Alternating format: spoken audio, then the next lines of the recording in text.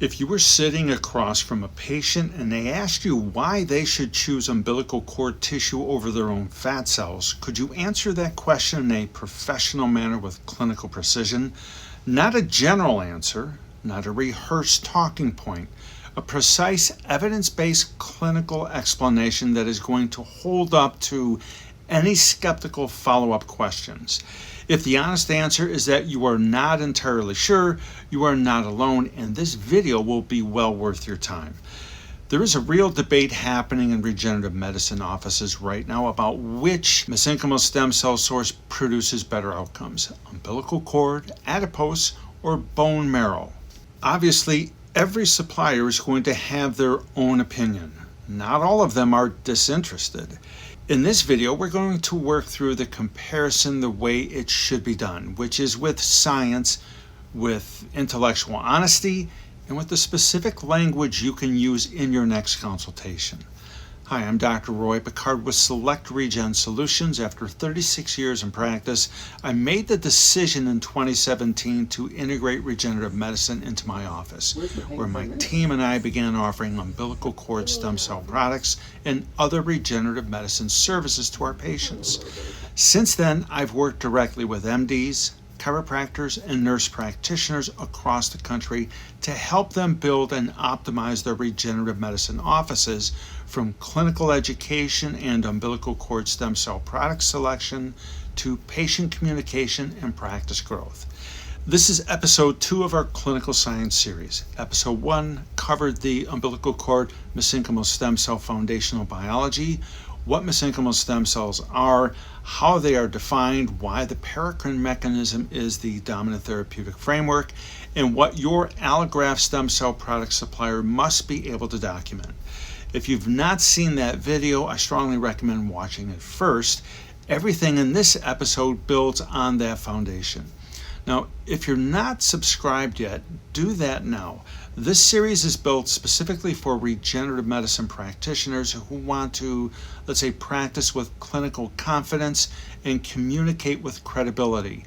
Before we get into the head-to-head comparison, let me establish why this comparison matters and why the source of your mesenchymal stem cells is of the pretty much most clinically significant decision you make in your regenerative medicine office. A quick recap for anyone joining us for the first time. Mesenchymal stem cells, MSCs, are multipotent stromal cells. They are defined by these criteria established by the International Society of Cell and Gene Therapy. They adhere to plastic and standard culture conditions. They express positive surface markers CD73, 90, and 105, while being negative for CD45, 34, and 14, and they demonstrate trilineage differentiation potential in vitro into osteoblast, adipocytes, and chondroblast. Here is the critical insight that most practitioners do not fully appreciate. The same label, mesenchymal stem cell therapy, can describe products with dramatically different potency, viability, and therapeutic potential depending upon the source tissue those cells were isolated from. The biological age of the source tissue, the passage number of capacity of the cells, the composition of the paracrine secretome, and the immunological profile of the MSC population will all vary significantly by source. I'm not talking about some minor, let's say, little difference. This is the difference between administering a highly potent, well-characterized, standardized therapeutic product and administering something that may or may not contain what the label implies at the potency the clinical application requires. So the 3 most commonly used MSC sources in regenerative medicine are bone marrow, adipose tissue, and umbilical cord tissue. Today's focus is the head-to-head between adipose and umbilical cord, because this is the comparison most regenerative medicine practitioners face when they're evaluating their product choices, and it is the comparison patients ask about most frequently when they've done their own research. Now, before I make the case for the umbilical cord tissue, I do want to discuss the adipose-derived MSCs in an honest, fair manner, because clinical credibility requires acknowledging what the competition does well, because practitioners who offer adipose-based therapy deserve an honest assessment rather than a dismissal. The fact is, there are people who have received this care and are very happy with their results. So let's start with what adipose MSCs have going for them. The first genuine advantage of adipose-derived MSCs is abundant sourcing. Adipose tissue is the most abundant MSC reservoir in the adult human body. Liposuction or mini liposuction procedures yield relatively high cell numbers per gram of tissue, significantly higher raw cell counts per gram than bone marrow aspirate. And if sheer cell numbers at the point of harvest were the only, let's say, clinical variable, adipose would be a compelling source. The second advantage is the autologous option. Adipose MSCs can be used in an autologous context, meaning the patient's own cells are harvested and administered back to the same patient. This eliminates donor-derived rejection risk by definition, and it appeals strongly to a segment of patients who have, let's say, philosophical or emotional reservations about receiving cells from another individual. That patient preference is real. It is legitimate, and a practice that can offer autologous therapy has a response to that concern that an allograft-only practice does not. The third advantage is an established procedure. The stromal vascular fraction extraction procedure, the process of harvesting adipose tissue and isolating the MSC-containing cellular fraction, well, it's well understood and widely practiced. There is a body of training equipment and clinical experience behind it. This is not a new or experimental procedure, and practitioners who have been performing it have genuine expertise worth acknowledging. And the fourth advantage is a published evidence base. Adipose MSCs have clinical evidence in orthopedic applications, wound healing, and cosmetic medicine. The literature is not as deep or as consistent as the umbilical cord mesenchymal stem cell literature in some areas, but it exists, it is peer-reviewed, and it is sufficient to support reasonable clinical use in the right application. Now, here is where intellectual honesty requires us to look at the other side of adipose-derived MSCs. The first significant limitation of adipose-derived MSC therapy is that it requires an in-office procedure on the patient before any therapeutic intervention is possible. Adipose harvest, whether performed as a full liposuction or a mini liposuction for stromal vascular fraction extraction, it's going to add procedural complexity, recovery time, infection risk at the harvest site, and patient burden to an already complex treatment pathway. For patients who are already managing chronic pain, inflammation, or joint degeneration, adding a secondary invasive procedure before the therapeutic injection is a meaningful barrier, and some patients decline to proceed once the harvest procedure is fully explained. The second limitation is that adipose MSC cell quality is highly donor dependent. A patient who is older, obese, diabetic, or even carrying systemic inflammation, which, if you think about it, describes a majority of the patients seeking stem cell therapy at most of the regenerative medicine offices, so these particular patients may yield MSCs with significantly reduced potency, diminished proliferative capacity, and a weakened paracrine secretome. The very patients who most need a high-potency regenerative intervention are often the patients whose adipose tissue is least capable of providing it. The third limitation is processing variables. The time between harvest and administration, we'll call the processing method used, well, the equipment quality and the practitioner experience are all going to dramatically affect cell viability and therapeutic potential. Two practices offering adipose MSC therapy may be delivering products of entirely different biological quality while using the same marketing language to describe the treatment. And the fourth limitation, and in my view the most clinically significant, is that adipose MSC therapy is not a standardized product. Every treatment is as variable as the patient it comes from. There is no lot level documentation, no viability percentage at the time of release, no surface marker confirmation, no certificate of analysis. When you administer an adipose MSC treatment, you are administering a biological product of unknown and unknowable quality, and you carry the clinical responsibility for that outcome. Now, let's build the case for umbilical cord MSCs, and I want to do this by, let's say, walking through 4 specific advantages that are supported by the comparative literature and directly relevant to the regenerative medicine applications most of you are treating every day.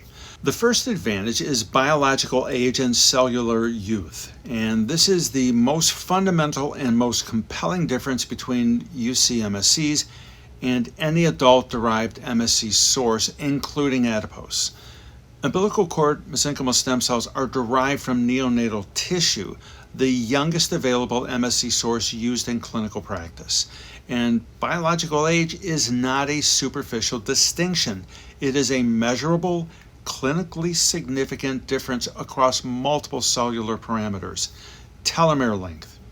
UC MSCs demonstrate significantly longer telomeres than adipose MSCs from adult donors.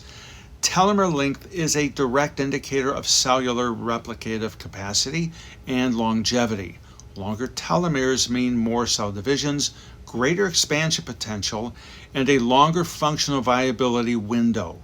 Proliferative capacity. UC MSCs consistently show superior proliferative rates compared to adult adipose MSCs.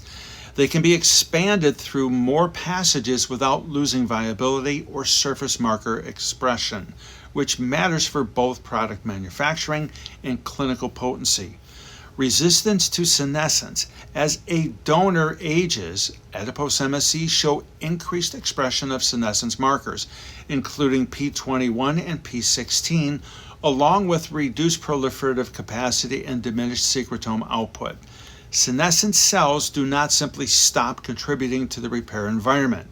Through what is called the senescence-associated secretory phenotype, or SASP, they can actually actively suppress regeneration by releasing pro-inflammatory signals into the local microenvironment. UC MSCs from neonatal tissue show significantly lower senescence marker expression and are far less likely to carry this suppressive biological burden. What this means for your patient, a 65-year-old patient receiving UC MSC therapy is receiving cells with the biological profile of a newborn. They are not receiving cells that have spent, let's say, 65 years accumulating oxidative stress, inflammatory exposure, and age-related epigenetic changes.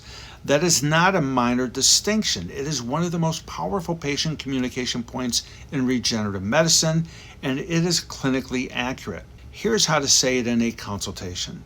We use umbilical cord tissue specifically because the biological youth of these cells gives your body the most potent healing signal available. Your adipose has aged alongside you, and we want cells that have not. The second advantage is paracrine secretome potency, and given that the paracrine mechanism is the dominant therapeutic framework for MSC therapy in most clinical applications, secretome potency is arguably the most clinically significant comparative metric. The therapeutic effect of UC MSC therapy is not primarily about the cells becoming tissue. It is about the bioactive molecules those cells secrete into the local microenvironment, the growth factors, the cytokines, the extracellular vesicles that modulate inflammatory environment and activate your own body's repair mechanisms. Comparative secretome analysis consistently shows UC MSCs outperforming adult adipose MSCs across the key therapeutic factors: VEGF, vascular endothelial growth factor, which drives angiogenesis and new blood vessel formation in the repair zone; higher in UC MSCs, HGF, hepatocyte growth factor, which supports tissue remodeling and cellular survival; higher in UC MSCs, IGF-1, insulin-like growth factor 1, which promotes proliferation of resident progenitor cells; higher in UC MSCs, TGF-beta, transforming growth factor beta, which regulates tissue repair and modulates immune system response, higher in UC MSCs. On the immunomodulatory side, UC MSCs demonstrate stronger suppression of pro-inflammatory cytokines, including TNF-alpha and IL-1 beta, than age-matched adipose MSCs. They show more robust macrophage polarization from the M1 inflammatory phenotype to the M2 reparative phenotype, which is the shift from a state of chronic tissue destruction to a state of active healing. These are not incremental differences. In head-to-head comparisons, they are consistent and measurable. And then there are the exosomes. The UC MSCs produce a higher quantity and more biologically active exosome population than the adipose MSCs. Extracellular vesicles carrying microRNA packages are now understood to be one of the primary carriers of the MSC therapeutic signal, capable of modifying gene expression in target cells and extending the therapeutic effect beyond the lifespan of the injected cells themselves. The clinical implication is straightforward. Higher secretome potency means a stronger biological signal delivered to the repair environment, which means a more robust and durable therapeutic response for the right patient. If the mechanism of an action is paracrine, and the evidence strongly indicates it is, then the platform with the most potent paracrine output has the clinical advantage. The third advantage is the immunogenicity and allogenic safety, and this is an advantage that mostly will directly address, I should say, the question patients ask most often, which is, if the cells come from a donor, will my body reject them? The honest clinical answer begins with HLA class II antigen expression. UC MSCs express very low levels of HLA class II antigens, the surface markers that trigger the T-cell mediated immune rejection. This is why we refer to umbilical cord MSCs as immune system neutral. The immune system does not recognize them as foreign in the way it would recognize, let's say, a mismatched organ or a donor blood transfusion. In comparison, adipose MSCs used in an allogenic context, when donor adipose cells are administered to a different patient, well, they carry a less favorable immunogenicity profile than UC MSCs. This is why autologous adipose therapy is more commonly used than allogenic adipose therapy, while allogenic UC MSC therapy has a well-documented safety profile with favorable tolerability across thousands of administrations. For most regenerative medicine offices, the immune-neutral profile of UC MSC allografts means you can deliver a biologically superior product without requiring patient tissue matching, immunosuppression, or the procedural burden of autologous harvest. That is a meaningful clinical and operational advantage. One important note, the favorable safety profile of UC MSC allograft therapy is specific to properly sourced, properly processed, properly administered products from regulated tissue banks. This is not a blanket statement about all products that carry the umbilical cord stem cell label. Product quality and supplier compliance are prerequisites for the safety profile we're describing right now. And if you have not watched our video on supplier vetting and the questions you must ask before ordering, I recommend you do so as quickly as possible. The fourth advantage is standardization and quality control.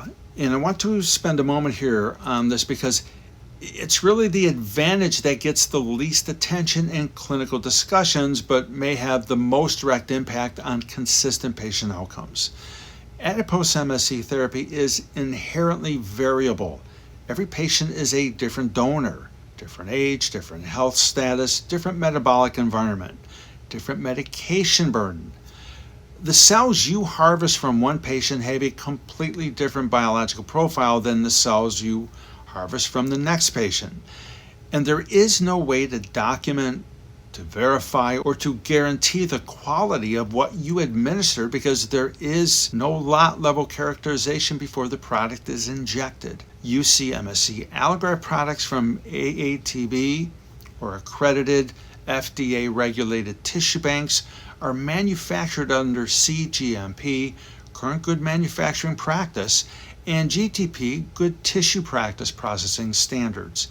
Every lot is characterized before release: cell viability percentage, surface marker expression confirmation regarding the CD73, 90, 105 positive, CD45, 34, 14 negative, sterility testing, passage number documentation, certificate of analysis for each lot. What this means is for your practice is that when you order a UC MSC allograft product from a compliant supplier and request the certificate of analysis, you know exactly what you're administering.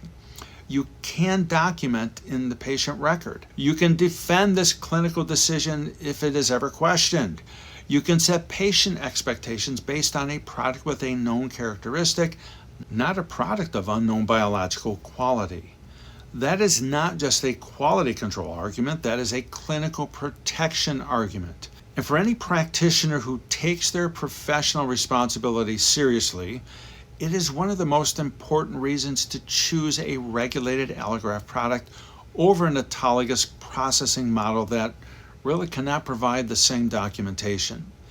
Let me now bring all of that together in a direct head-to-head comparison so that you have a framework you can use in patient conversations and discussions with colleagues. On donor age impact, adipose MSC quality declines measurably with donor age. The older the patient, the lower the cell potency. UC MSCs carry no donor age variable. Every product comes from a neonatal tissue. On patient harvest requirement, adipose therapy requires liposuction or stromal vascular fraction extraction before any treatment is possible. UC MSC allograft therapy requires only the therapeutic injection itself. No harvest procedure, no additional patient burden. On secretome potency, adipose MSCs show moderate secretome output that varies significantly by donor. UC MSCs consistently demonstrate higher output of key therapeutic growth factors and more robust immunomodulatory signaling driven by neonatal biology. On immunogenicity, adipose MSCs in allogenic use carry a less favorable immunogenicity profile than UC MSCs. UC MSCs express low HLA class II antigens, immune system neutral, making allogenic therapy safe without tissue matching. On standardization, adipose MSC therapy produces a variable product with no lot level documentation. UC MSC allograft products come with full lot characterization, viability, surface markers, sterility, certificate of analysis. On scalability, adipose therapy is limited by individual patient harvest capacity. UC MSC allografts are available at clinical scale from regulated tissue banks, available on demand on any treatment schedule. On procedural burden, adipose therapy adds a harvest procedure to the treatment pathway. UC MSC allograft therapy reduces the treatment pathway to a single injection appointment. Now, I want to spend a moment on the cases where adipose-derived MSCs remain a, let's say, reasonable clinical choice because intellectual honesty requires acknowledging them. If a patient has a strong philosophical preference for their own cells, and some patients will have this, and that preference is genuine and not resolvable through clinical education, autologous adipose may be the appropriate choice to preserve the therapeutic relationship and keep that patient in care. A treatment a patient trusts and complies with is going to be more valuable than a theoretically superior treatment they resist. If your practice is in jurisdiction where allograft UC MSC products are not accessible through your current regulatory pathway, adipose therapy may be your viable alternative while you work through the appropriate regulatory landscape. And some practitioners are exploring combination protocols using both the autologous adipose-derived growth factors alongside the UC MSC allografts, with rationale that the autologous environment may create favorable conditions for the allograft paracrine signal. This is an emerging area. The evidence is early stage, and if you're exploring this approach, meticulous outcome documentation is essential. The honest summary is this. For most patients in most regenerative medicine applications, the available evidence supports UC MSC allografts as the higher potency, more standardized, lower burden platform. But the right choice is always a clinical judgment, not a blanket rule. And the practitioner who understands both platforms deeply is always better equipped to make that judgment than one who just knows only one. Let me give you the specific language to use when patients and colleagues challenge your sourcing choice. When a patient asks, "Why don't you use my own stem cells?" here's one way you can answer this. That is a genuinely good question, and I want to answer it carefully because it matters. When we use your own cells, we are working with tissue that has aged alongside you. And for most of our patients, that means cells with reduced potency and reduced capacity to signal the kind of repair we are trying to achieve. The umbilical cord tissue we use comes from full-term healthy C-section deliveries, donated with the mother's informed consent, processed under the FDA-regulated standards, no embryos involved, no donor harmed. And these are neonatal cells, the youngest, most biologically active MSC source available in clinical practice. Think of it this way. We're giving your body the most potent healing signal possible, rather than recycling tissue that is already carrying the same wear and aging that your condition is asking us to reverse. When a colleague challenges your choice, the comparative literature on UC MSC versus adipose secretome potency is actually quite consistent. Neonatal derived cells show higher output of key growth factors, including VEGF, HGF, and IGF-1, and more robust immunomodulatory signaling, including stronger TNF-alpha and IL-1 beta suppression, and more reliable M1 to M2 macrophage polarization than adult MSCs in head-to-head comparisons. Beyond the biology, the standardization argument is significant. I know exactly what is in every lot I administer. Documented cell viability, confirmed surface markers, certificate of analysis for each lot, something I cannot produce with autologous adipose processing. I'm happy to share the specific studies if you would find them to be useful. 3 communication principles to hold on to. Never disparage adipose therapy directly. Position your choice as evidence-based and patient-specific. Lead with the biological age argument when speaking with patients. It is the most intuitive and the most emotionally resonant. Use the standardization and secretome potency arguments with colleagues and scientifically sophisticated patients. Let me close with 5 practical takeaways you can apply in your regenerative medicine office starting today. First, adipose MSCs are a legitimate platform with a genuine evidence base, but their cell quality is inherently variable because every patient is a different donor with a different biological age, health status, and paracrine output capacity. That variability is not a minor limitation. It is a fundamental constraint on consistent outcomes. Second, UC MSCs from Wharton's jelly carry measurable advantages in biological youth, paracrine secretome potency, immunomodulatory capacity, and standardization that are clinically significant, not just commercially convenient. These are comparative differences that appear consistently in the literature and translate directly to the therapeutic applications your office is treating every day. Third, the immune system neutral profile of UC MSCs, driven by the low HLA class II antigen expression, makes allogenic therapy clinically safe for most patients without tissue matching or immunosuppression.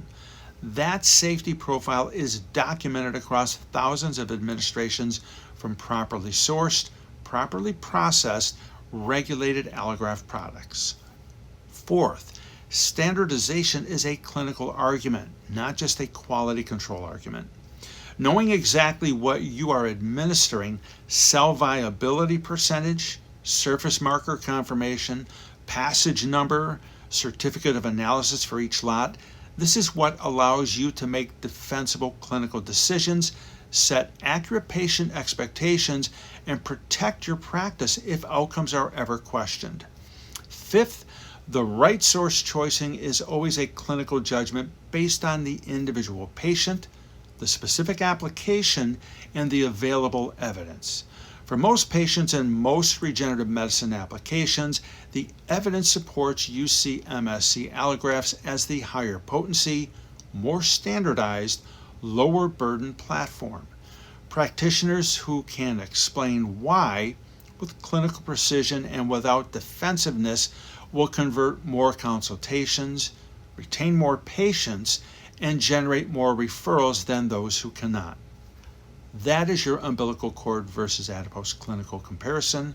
4 core advantages of UC-MSC allografts across biological youth, paracrine secretome potency, immunogenicity profile, and standardization with an honest acknowledgement of where adipose therapy remains appropriate and the specific language to use in patient and colleague conversations. Coming up next in the Select Regen Solutions Clinical Science Series, umbilical cord stem cells versus bone marrow derived MSCs. Bone marrow has the longest history of any stem cell source in medicine, so the case for why UC-MSCs holds clinical advantages in most regenerative medicine office applications requires the same rigorous, honest comparison we applied here. That video is next. Subscribe so that you do not miss it, and share this video with any MD, chiropractor, or nurse practitioner in your network who is evaluating their regenerative medicine product choices. The more informed the practitioners around you, the better the outcomes for everyone's patients. If your regenerative medicine practice is ready to go deeper on allograft product selection, patient communication systems, protocol design, or practice growth strategy, that is exactly what Select Regen Solution does.